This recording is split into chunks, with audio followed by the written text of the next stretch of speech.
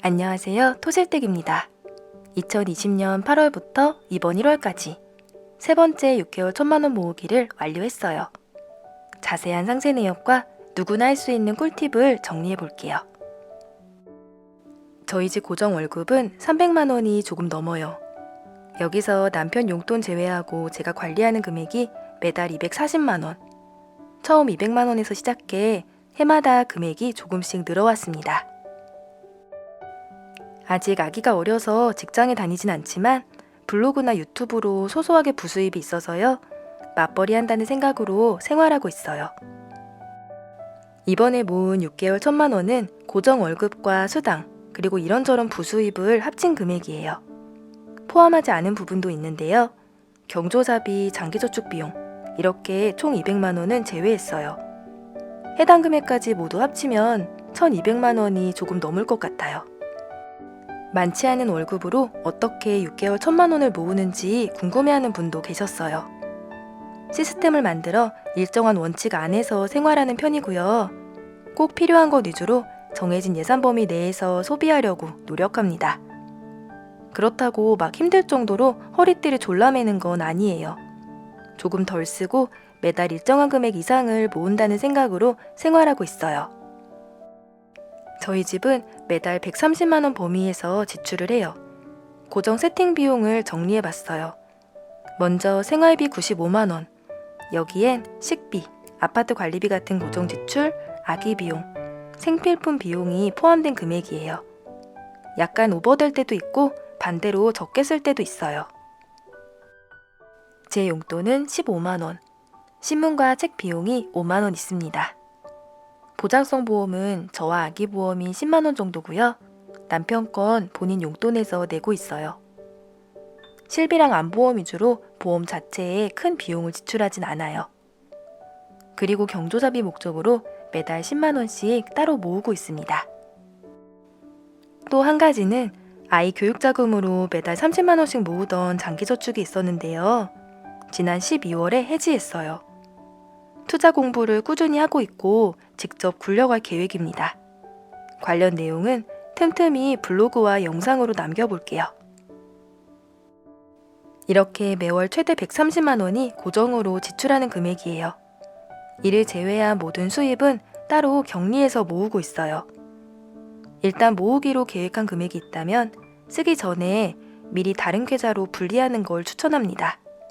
저는 이런 걸 돈을 격리한다고 표현해요. 그래야 모을 수 있거든요. 종잣돈 모으기는 성실함과 노력이 필요하다는 걸 꼭 기억하시면 좋겠어요. 그 밖에 저희가 돈을 모을 수 있는 가장 큰 이유는 바로 차량이에요. 집 근처에 대중교통이 잘 되어 있고 아직까지 굳이 차가 필요하지 않아서 따로 구매하지 않았어요. 아이가 있어서 불편하지 않을까 생각하는 분도 계실 텐데요. 사람마다 생각이 다르겠지만 저 같은 경우 아이가 어릴 때 조금 불편한 것도 느껴보고 직접 두 발로 걸으면서 경험하는 여러 가지 것들이 장기적으로 아이에게도 큰 도움이 될 거라고 믿어요. 그리고 아이 한 명은 데리고 다닐만 해요.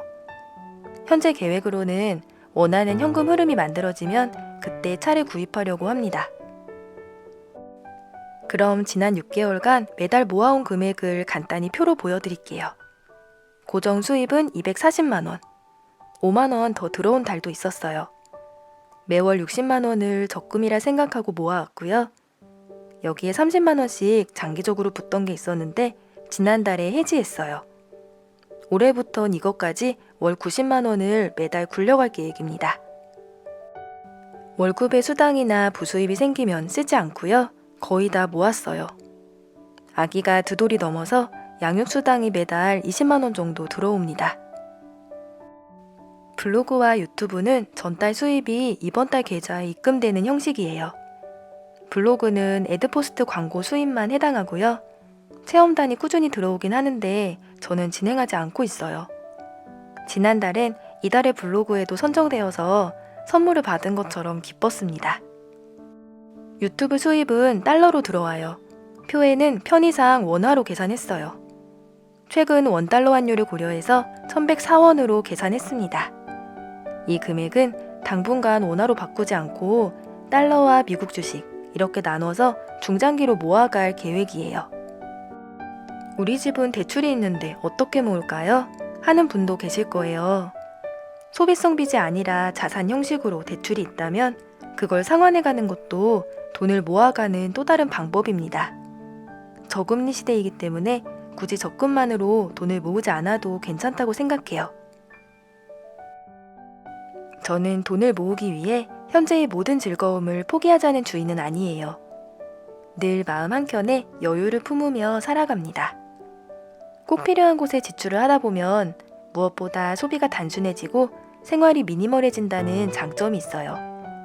모이는 종잣돈을 활용해 점점 자산을 늘려가는 기쁨도 얻을 수 있습니다.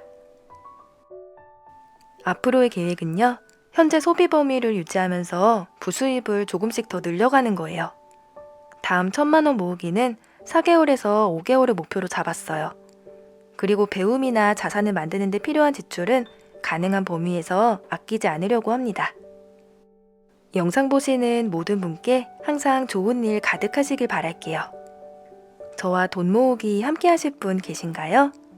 기간과 목표 금액을 댓글로 적어주세요. 여러분의 소중한 목돈 모으기를 응원합니다. 구독, 좋아요 부탁드릴게요.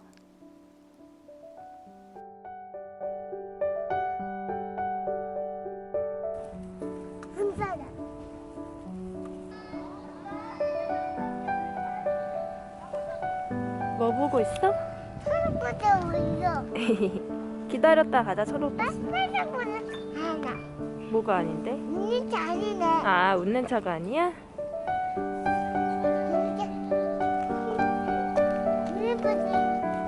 나무에 눈이 들어갔어. 눈이 묻었네, 나무에. 나무에 눈이.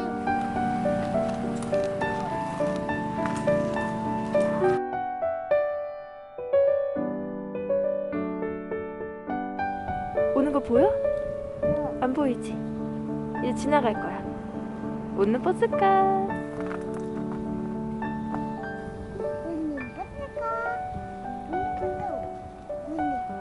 눈이 붙어가 불 안 켜졌네. 응? 불 안 켜졌네. 아직 불 안 켜졌네. 지나간다, 지나간다. 안녕히 붙네. 빠빠 해줘. 빠빠. 엄마랑 약속했으니까 이제 들어가. 하고 싶어 뭐. 응, 하고 싶지. 근데 엄마가 너무 추워. 재훈이랑 엄마 집 가기 싫어. 집에 가면 우리 딸기도 먹을 수 있는데. 가자.